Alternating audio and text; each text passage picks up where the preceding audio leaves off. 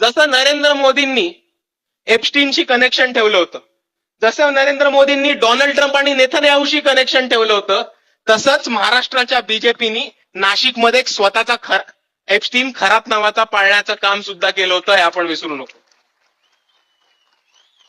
आता मी खरात आणि एप्स्टीन यांना सामान्य पातळीवरती नाही मानणार, कारण एप्स्टीन हा छोट्या मुलींचा, ज्यांना काही कळत नव्हतं, त्यांचा गैरफायदा घेऊन त्यांच्यावरती शोषण करत होता. आणि खरात हा धर्माच्या नावावरती लोकांना फसवत होता. म्हणून मी या दोघांमध्ये साम्य नाही जोडणार. पण एक गोष्ट आपण सर्वांनी समजून घेतली पाहिजे की अमेरिकेने आणि नरेंद्र मोदींनी तिकडे त्या एप्स्टीनला वाचवण्याचं काम केलं आणि महाराष्ट्रामधल्या भाजपनी खरातांना वाचवण्याचं काम केलंय, हे आपण सर्वांनी विसरू नये.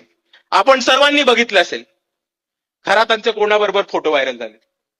कोणत्या पक्षाची लोक आहेत ते बोटावरती निळी टेप लावून जातात, कारण बोट कापून किंवा रक्त कापून बंधूबाबाच्या आश्रमामध्ये वाहून आलेत.